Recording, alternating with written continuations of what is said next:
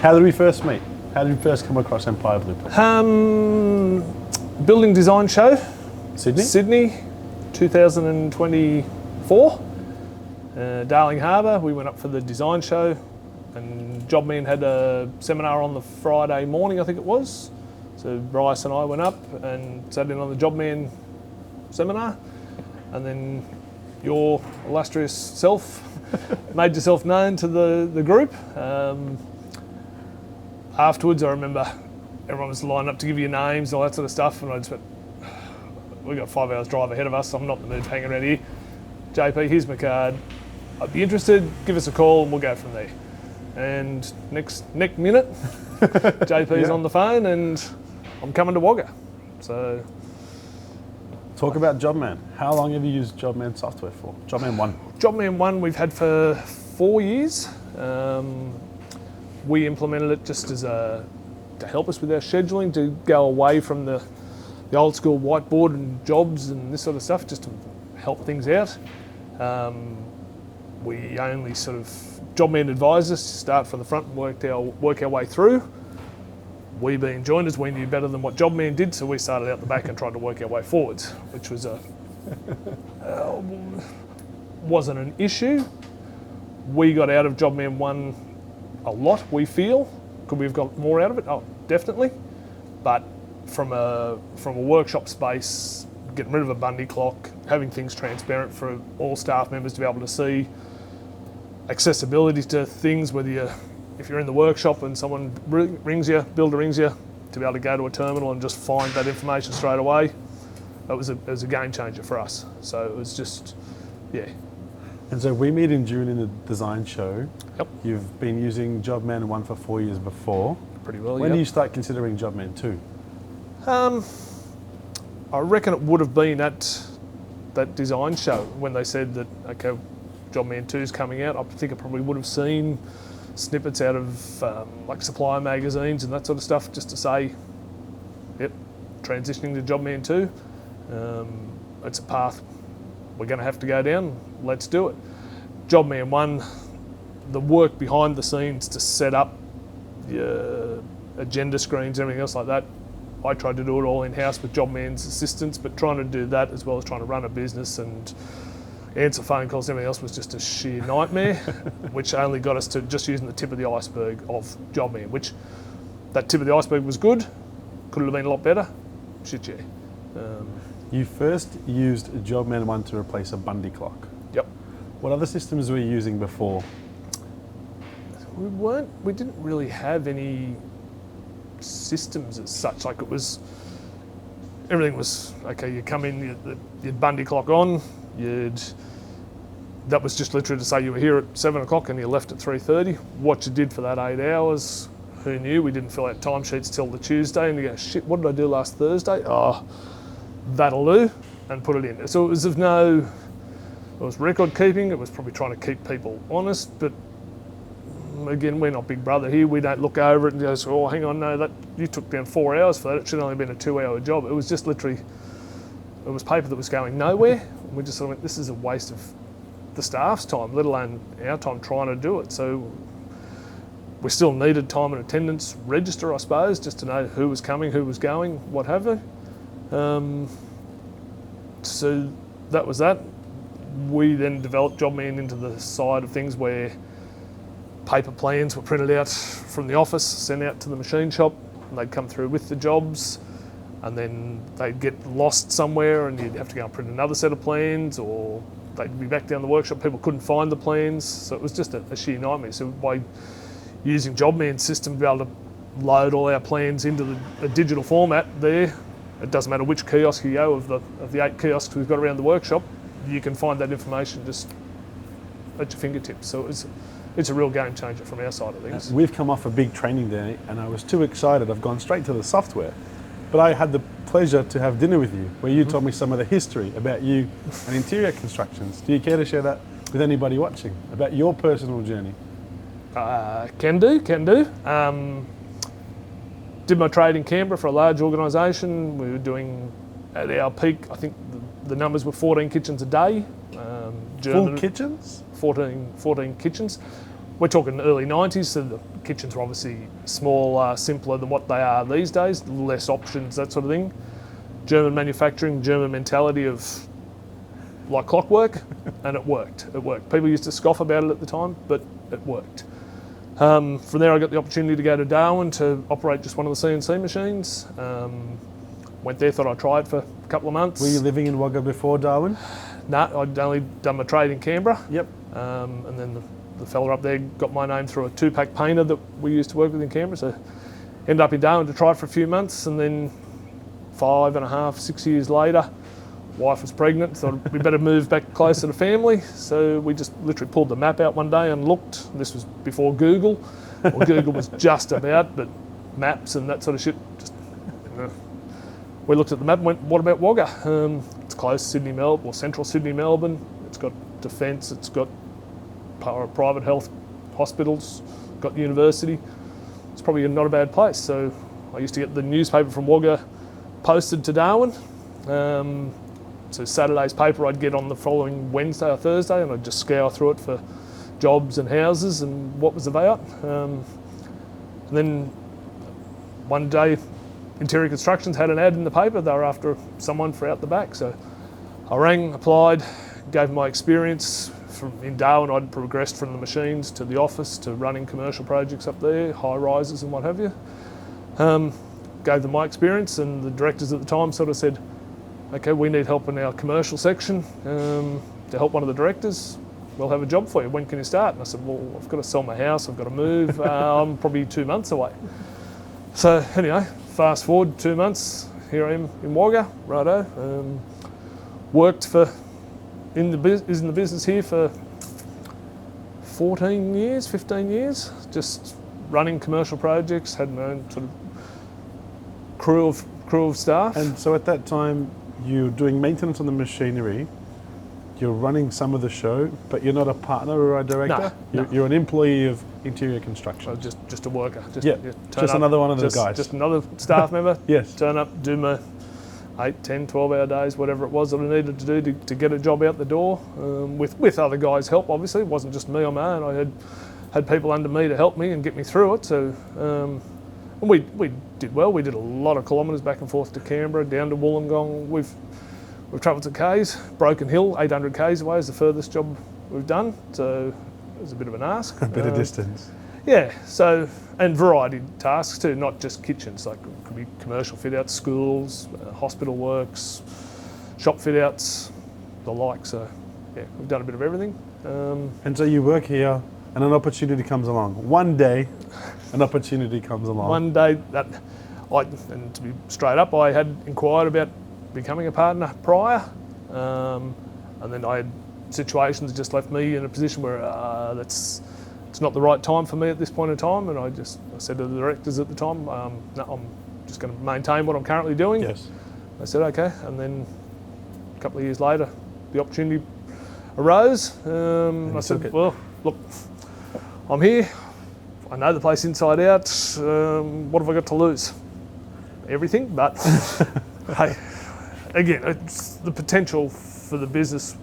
We were good. There was more potential. I could see that, and sort of, again, I throw a lot of it back to my Canberra days where it was German manufacturing, but it was very streamlined. Like that was your department, that was what you did all day, every day, sort of thing. So it was no different to what we do now. It was just more regimented there than what it is here. So German working German style. manufacturing. Yeah, that's what it was. So and then you go back to Germany every now and then to learn and to observe what the rest of the world is doing. Well, I went there 2 years ago just to see where our machines are made. Well, actually, went to Germany to see where our hardware comes from Headache through the hinge plant, the drawer assembly plants and everything else like that. Just, again, we're in the industry, I've always wondered where that came from. So had the opportunity, took that on board, and at the same time, Biesi, where our machines are made in Italy, they were running a tour as well. So I hopped from the Headache hardware tour to the Italian machine tour, which then took us through the plants where the machines are made, and that then would through. Have been so much fun. Yeah, it was good. It was very much. I said at the time, it's probably a bit of a wank thing, I suppose, to a lot of people, but it was something I've always been interested in doing and wanted to, and had the opportunity. And a lot of people say to me, oh, it's not so much what you'll see there, it's the networking groups afterwards that, like, talking with other trades. Was that true? Yeah, 100%, 100%. The people we associated with were from everywhere, like Sydney, Melbourne, Perth, that sort of thing. You get talking overnight and you say, oh, where are you from? I say, oh, Wagga. I said, Wagga? Where's that? Do you even have CNCs in Wagga? Like, you'd just be a panel saw. And you say, oh, no, we've got 2 CNCs. Really? Is there that much work in Wagga? I said, well, there is. So, yeah, it was quite interesting. And then just talking with people, like, again, company size varied between all the people and all the states where they're from. But at the end of the day, we all have the same issues, be it either finding staff, dealing with clients, chasing money. It's the same problem across the world. And so when you find these problems are common, you take some level of solace in the fact that you're not alone. Oh, 100%. And you also come back re-inspired to be efficient in the workplace. Yeah. Yep. And then, so natural progression has it that you come across Jobman 1, or you're already using it, you then introduce Jobman 2. Yep. Before we get into that, you spoke about, you asked to be a partner, and then circumstance, and then it happened a few years later. Mm-hmm. You joked that I had everything to lose and nothing to lose. Mm-hmm. On a human one-to-one, and for anybody watching this, what is the confidence, what is the thought process that happens in a middle-aged man that says, I am now ready to take this next step? Good question. Good question. I think it was the fact that I was here so much anyway. It was sort of like, well, I might as well try and make it. Probably, we already had a good business. We had a good business name, everything else like that. But I could see improvements.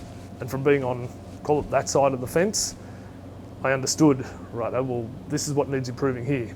But by being just an employee, I couldn't really implement those. You're kind of limited. Yeah. So you're an employee, you can see where it can go. It's just out of your reach. Yep. You're an efficient man by default. You're a maintenance guy by trade. Mm-hmm. You travel because your thought of fun is traveling and seeing new systems. And you think, bloody hell, I got to get me some of that. And then the opportunity presents. And when it does the second time, you take advantage of that. Pretty well. Well, yeah, tried to. I just sort of went, well, I'm doing it. Let's do this. And you're all in no matter what that looks like. Pretty well, yeah. And so the company goes from strength to strength. Mm-hmm. You then see Empire Blueprint and me up on a stage. Mm-hmm. You hear the right words. How does that feel when I'm up there saying, if you're facing these problems, and you've been to Germany and other countries and others have shared this, what does that do to you that pushes you, if you will, to say, I've got to do something about this? Because you'd felt like that once before. Yep. What changes in your head? What thought process do you go through? It's probably more the fact that we can see, well, we're not the only joinery shop in the world. We need to do this, we need to do it right, but you can't do this while we're still doing your cutting list for the next job or quoting the next job. So I need help, need Empire Blueprint's help to implement these procedures, or processes is probably the better word, and just structure it. And I say to all our staff, you can treat Jobman and what you guys have set up as far as Big Brother watching you, but it's not. If anything, it's more like they can be the more Big Brother watching us. In the fact, if they can go to the agenda screen and look and see what they've got coming up and go, what have you blokes been doing? Well, come on, give us more work. Give us more work. Like, okay, what am I going to do for 8 hours? Again, we, Darren and I, don't want the place to be running full tilt for 10, 11 hours a day. It's tiring. It's tiring. It's just, I want to flip it on its head and go, hang on, come in, enjoy work, and let's do our 8 hours and go home. And so you want a system, which is Jobman 2, to be efficient and smooth, but not a burden for the team. Yep. An Empire Blueprint allows you to enhance that process and create a better work culture. Yep. Talk to anybody watching this about your experience with Empire Blueprint, and in particular me. Wow. We've done so much together, and you've seen me in my own progression. I've had the privilege to sit with you at dinner and speak to those different parts you've seen as an individual, but from a work point of view, what has Empire Blueprint done that you could not have done on your own? Oh, just understanding the software and the system and being able to implement it, I suppose, is probably you've used it to a call it a joinery software within Empire Blueprint yourself. So you understand the system, you understand its capacity is probably not the right word because you extend it beyond its actual designated capacity.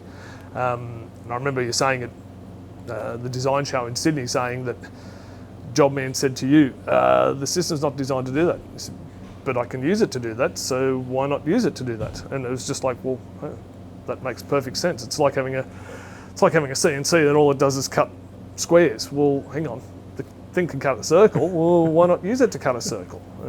So it's pushing its boundaries, I suppose, is probably the thing where you've guys have come on board and just, okay, we can go to the next level. We can push this system.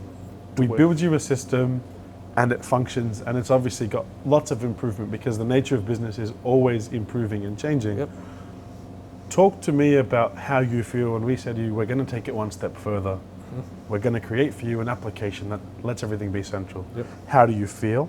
How do the staff respond? Yep. What does it actually feel like to be you, to see that from somebody that is so giving and trying our hardest to make it the best? That's the big thing. Like I've always said, as soon as you think you're perfect, as soon as you think you've got it all right, that's when you've dropped the ball and you start going backwards. You've always got to, okay, we've got that right, what's our next step? Be it a 1-5% improvement, there were always improvements there, or always room for improvement. So from your side of things, what you guys have developed, be it the app as well, just so the guys have got facility to be able to track jobs, look at jobs, whatever else, even down to okay, bloke goes home tonight, or staff member goes home tonight, and the wife says, oh, look, Friday fortnight, Johnny's got to go for a running race or something like that. Can you get the day off? Oh, yep, no worries. Come to work the next day, forget all about talking to us or doing an ill leave form or whatever else. He goes home that night, oh, did you ask? Oh, shit, I forgot to ask. Oh, right, it's the next day. I've lived and breathed that, so I understand that side of things. Hey, use the app. Boys go, oh, yep, jump on the app. 90% of people are on their phone all day, every day anyway, so quick, into the app, submit the form for it. I need this day off, submit it. Darren, Michaeli, our office staff, we get notification, oh yep, approved, done. We're not coming in the next morning, get that bit of paper, fill it out, hand it to one, someone signs it, passes on to the next one. Just to remove all that, it's like removing the paper plans from the workshop, and you don't have to find them. It's all there in one system, in your fingerprint, in your handprint, in your palm of your hand. There you go. It gave you the blueprint to your business. There you go. Perfect. I want to ask you a personal question. I want to make an empire out of that blueprint. I want you to talk to me about how overwhelming some of this has been. Oh, because I'd be lying to you and anybody watching this if I said it was a walk in the park. It's not. It's certainly not a walk in the park to try and take it or to do it, which that's where we got hamstrung with Jobman 1. Plain and simple, like I was trying to do it with Jobman's assistance and trying to do it through Zoom meetings and everything else like that, and it was just like, I'm not sure here, trying to schedule Zoom calls, and again, this was all going on, like, what happened, that was just after COVID, I think. Again, I wasn't even really good with the Zoom meetings, so I think I'm still not real good with Zoom meetings, but... You're getting better. Yeah, getting through habits, but... so yeah, to outsource it to you guys, that's a load off my shoulders. No one that would engage you guys to do Jobman 2 integration would appreciate the work behind the scenes that goes into it to make it better for our staff. You've got to have, you might have a crack at it, but to do it and do it efficiently and well, you would spend hours. You'd spend months. When I first hit you with what it costs, I always get the objection, well, that's a lot of money. Yep. And you felt that same thing. Oh, and we always deal with it. Exactly. Based on what you've seen now and what we've created and provided and what we're doing, do you still feel that way about the initial cost? Oh, should you? Yeah, it's a lot of money, but... Right. But is it money well spent? It will be. It will be. Once we get... And again, we do have a very young team here that are very invested in, oh yeah, we want... They can see this, they want to be on board and go with it. The handbrake is probably myself in the fact of, okay, I want to implement this, but I keep getting pulled off to, okay, I've got to tender that job or that quote or something like that. So you've got to try and cut yourself in half, but when you're already burning the candle at both ends, to cut yourself in half to try and do something else, it's just... So, and have we alleviated as much as we can? 100%. I know that you're a busy man, and I know that there's a part that I can't do for you, but I think we've done an exceptional amount of work in reducing your workload. You're the type of guy who'll always find something to be busy with. I say that to everyone too. If you've got nothing to do, you're obviously not looking hard enough. Like, we've got a shed 1,500 square metres here. If you can't find something to do, well, you're not looking hard enough. And yeah, there's always something to do within this business, be it, again, sweeping the floor is not first priority in our opinion. Like, the place is generally pretty clean all the time. I don't want to have a first year apprentice shoved on a broom all day. I want him to learn the craft, learn the trade, learn everything about it. So then in years to come, if he wants to go and start his own shop, good luck to you, mate. We wish you well. Start off where you go. There is somebody else like you on the other end watching this who says, Christ, it's too dear, it's Are they as too good hard. looking as me? Maybe. Right. It's too hard, it takes too long, I don't know what's required. And they're delaying the inevitable. Yep. And you have been a great example of, you knew it was coming. Yep. What do you say to them to get them to take action, to believe in not only Jobman 2, but in Empire Blueprint? And what do you say from a source of sincerity because you lived it? Mm-hmm. What do you tell that person who's umming and ahhing with the inevitable, by the way? Bite the bullet, rip the Band-Aid off. How hard are we ripping it off? Oh yeah, we got to rip it. Tearing? Yeah, you got to. If you're at the same situation as where we were, ripping the Band-Aid, we didn't have to tear it hard, but it's probably more, how do I say it? From my side of things, I understood the concept behind Jobman and how it worked and everything else like that. It was this then, okay, putting that into practice to suit our organisation and having the time to do it, and I just physically didn't. So for someone else in the same boat, it's worthwhile. It depends on, I suppose, how much time they've got, I suppose, their capacity, how many... Would you have waited as long as you waited if you knew we could have done this 6 months ago? Yeah, procrastination is probably the biggest part of this thing. Is like, okay, well, we want to do this, but then, okay, well, we're going to invest this money into this. What are we getting in return? We probably should have done some more due diligence from our side of things to go, well, right, this is it. I think I've said before, like there's other businesses out there that use Jobman 2 and everything else like that, and just sort of say, what, we should have gone, you know what, we're going to take the time, we're going to go for a drive and see someone, if they're willing to open their doors to us, and just sort of say, right, well, this is how it works in a step-by-step case basis. Because again, there can be 1,000 videos online that you can watch and just go, oh yeah, but 9 times out of 10 that doesn't sink in, or you're midway through watching that video and someone interrupts you, so you walk away, or you're trying to watch it at home at night and the wife's fairy up you because can you not just turn that off and actually spend some time with me? Will you be one of those who we've worked with that is willing to open their doors For sure. to show others, Yep. hey, this is what we've done to date and this is what we're doing? Yep. Because we're only at the beginning of this journey with you. That's right. And you can see, and we said this before, and you can see where it's going. Yeah. And all you want is to get there as fast as we can. Oh, and I think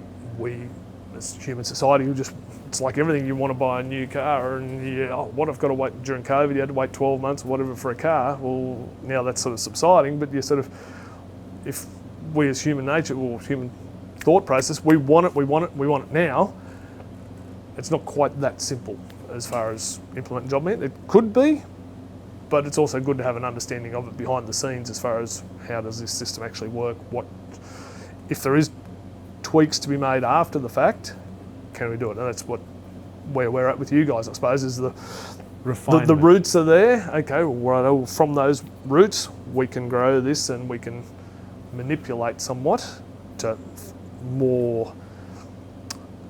not more streamlined, more efficient.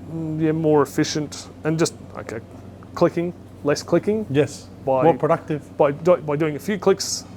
To implement a process, it's going to create less clicking later on. So it's how do you feel about the future with Jobman and Empire Blueprint, but in particular your business? Positive. Especially after like today, having you come and sit with the guys and sort of do some one-on-one training, guys and girls, I should say, Yes. and ladies.